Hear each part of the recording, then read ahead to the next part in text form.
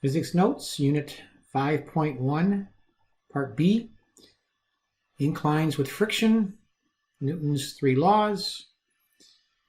So I've drawn this diagram. And once again, please pause if you need to draw this whole thing. Let me explain. So I have the ramp at 35 degrees. The main thing is the dot, which is the center of gravity of the piano, which is the object on the ramp. But the most important thing is the free body diagram. So we draw a free body diagram here now. We always have W straight down, which is the force of gravity. I could call it F sub G. The normal force, always on all these ramp problems. Those are the two vectors that are on all these ramp problems. But this problem has the two extra vectors because it says there's a rope restricting the piano from sliding too fast down the ramp in part A. It says in part A that the piano is moving down the ramp at constant velocity. I like that. We'll come back to that. I can circle that. Constant velocity down the ramp. That's always nice. The forces are balanced, no acceleration. So I'm not really going to be using Newton's second law other than F net equals 0. So the forces will balance. But if the piano is sliding down the ramp, then there's friction up the ramp. So I can see that right here. And both those arrows, F sub K and T, are supposed to be on that point. I've separated them, even though they're kind of on top of each other. They are both restricting the piano from sliding down the ramp. Now, what makes the piano slide down the ramp is a component of W. So generally, draw your diagram, and usually the second step is to take the W and break it into its two components. That's what I'll do right now. Draw the diagram, and now we have our component diagram for W, always the same. I draw it with the same perspective every time. There's the angle. I know W is already 15,000. It's a 1,500 kilogram piano, so the weight is 15,000. You can plug that in now or later, but using SOHCAHTOA, sines and cosines, you get the parallel component of the weight down the ramp, which is trying to make the piano slide down the ramp, is 8,600 newtons, and up the ramp is 12,000 newtons, both the two sig figs. Okay, once you have the components either symbolized or calculated like we have, then draw your simplified diagram. So I'm going to take this diagram up here and draw my diagram with all the components. I'm going to get rid of W completely in a sense. So here's the new diagram.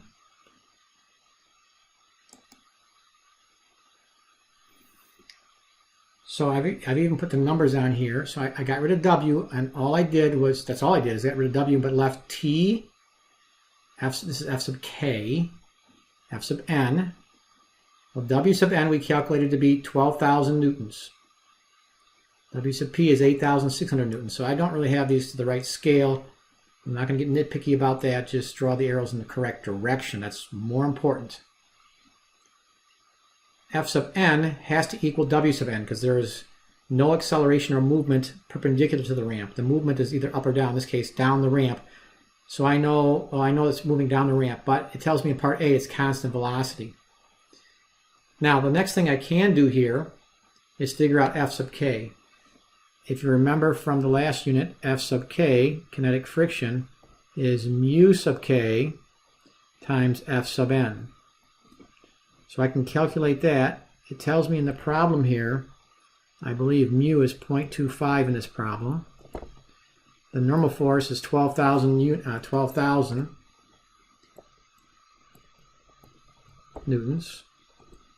So my kinetic friction force, which opposes the motion, is 3,000 newtons. Okay, I'll circle, that's not my answer. But what's nice here now is I know that in this diagram, because of constant velocity, it says in part A, constant velocity, I circled that up there, down the ramp. That means there's no acceleration, there's no net force. In other words, W sub P must equal the sum of F sub K, the friction, plus the tension. In the diagram right here, these two forces, even though they're not to scale, have to add up to 8,600. So I just put those numbers in there because I know two of the three numbers. So I have 8,600 equals F sub K, which I already found, 3,000, plus T. So tension is 5,600 newtons. All right, that's what the tension is to lower this piano down the ramp with constant velocity. Now, what if you were trying to get the piano up the ramp? So now you got to increase the tension to get it up the ramp. So I'm going to draw a new diagram here. Things change a little bit, not a ton. So I redrew this diagram here. The red parts didn't change. W sub n is still 12,000. W sub p is still 8,600. You're not going to change the weight of the object, or at least the components. If you change the angle, the components change. The weight is still 15,000 newtons, but we're not using that right now. We use that to get the 12,000 and the 8,600. Same computation as it would have been before. The normal force is still 12,000, just like before. Friction is still 3,000, except for now it's down the ramp because you're moving the piano up the ramp. So it's the same magnitude, same size, just reverse direction. And now T2 is responsible for the acceleration up the ramp. Yes, it's accelerating at a rate of what? 1.5 meters per second squared. So now I definitely do need to do F net equals ma. So there's only really two techniques that we've had now for acceleration. We either have F net equals ma or uniform acceleration equations. This one's dealing with forces, so we're doing the F net equals ma. Now, here we have three forces that contribute to F net. So that's kind of a new thing. And what it is, if there's only two forces, it's big force minus small force. But here, these combined are 11,600.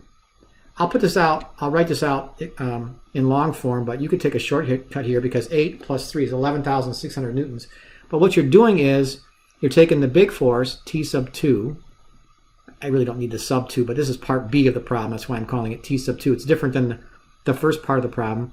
Minus, it'd be 11,000, but what it is, it's minus the W sub P plus the force of friction. So I'm just doing it symbolically right now, equals ma. You can skip that step. So it's T sub 2 minus the 8,600 plus the 3,000, which you could have added in your head. I just want to show you that's not coming out of thin air. It's 8,000 plus the 3,000 equals 1,500 times the 1.5. So it's T sub 2 minus, what did I say, 11,600 equals 2,300. And then if you add the 11,600 to both sides, you get T sub 2. The tension in the second situation is, what, 13,900 newtons, or 14,000 newtons. That's the tension necessary to accelerate the piano up the ramp at 1.5 meters per second squared. All right. These are a fair amount of work. Here's an interesting one. You have a block at rest on an adjustable ramp. Some years we'll do a lab on this. I'm not sure we're going to do a lab on this one this year. Doesn't matter. This is the math. And there will be ramp problems for homework and probably on a test. So let's practice another ramp problem here. You have an adjustable ramp, which means the angle, it can be adjusted to whatever angle you want. Well, here's the diagram. So here's my diagram. The two red vectors are what we always have in every ramp problem. W straight down, force of gravity, and the normal force, perpendicular to the ramp. In this case, as the ramp, theta, we don't know the angle of the ramp, but somebody's like, this is on a board where you can like increase the angle, and somebody's lifting us up and lifting us up, and eventually the block is going to slide down the ramp, so as the angle increases. But friction keeps it from sliding down. Eventually it can't, it maxes out. We have friction, static friction, that's F sub S there, that blue vector is the static friction, and we want to look at its maximum value once again. This down here is the same thing we've always had. I didn't plug any numbers in yet. You could plug some numbers in here, but I'm going to do this problem symbolically, and you probably will see why at the end. But if you want to put numbers in there, you can, because you know that W is 56. Problem is we don't know the angle. So you're going to have W sub P is 56 sine theta, W sub N is 56 cosine theta. Just as kind of a spoiler alert, what happens is the weight actually cancels out of the problem later on. I just know that because I've done this problem enough, so it's extra work to plug it in now, but you can. You'll see that it actually doesn't matter what the weight is. That's interesting. It doesn't seem like that's right, but it doesn't really matter what the weight or the mass of the object is. All that matters is the coefficient of friction. Let's do the calculation here and see. So the thing that we're really after is the simplified free body diagram where we have the weight broken into its two components. So let me draw that. So I did a few things. Here's my main diagram here.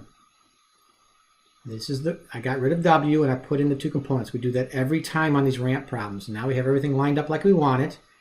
Frictional force, which was the blue vector. It's up the ramp. Static friction. It hasn't moved yet. We're looking for the maximum static friction. So in this diagram here, these are all going to be balanced. So this is the equation I start with. This one right here, I'm going to look at this first and I'm going to plug in this equation. The weight parallel W sub P has to be equal to F sub S. Also true that F sub N has to be equal to W sub N. Okay, so what I did here is at the maximum, this is maximum over here, maximum F sub S is mu sub S F sub N. So I'm going to take that and plug in here. So right below it then I get that expression. I plug that in. And I have W sub P. That gets plugged in as well.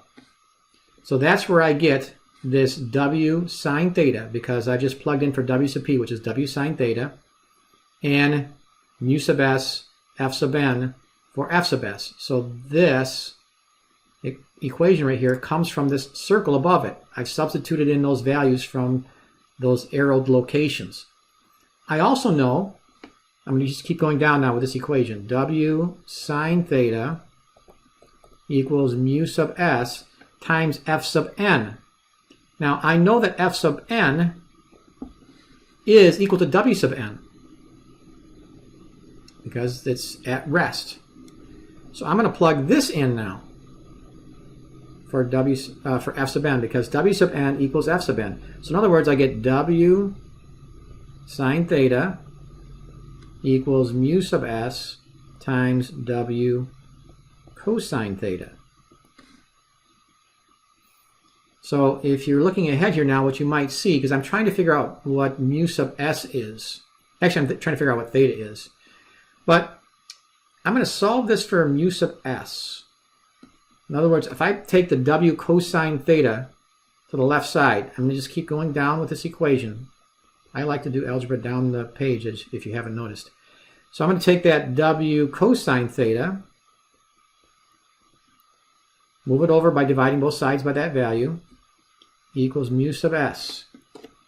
So I've just taken this equation right here. I've moved that thing in parentheses over to the left-hand side as a group. I divided both sides by that. So it comes underneath the W sine theta. Well, the W's cancel out. You can cancel them out because it's not addition, it's multiplication. The W's cancel out. So that's why you didn't need to calculate the W. Those are both 56 newtons. They would cancel out. Furthermore, kind of a neat little thing here, you may or may not remember this from trig, but sine theta over cosine theta is tangent theta.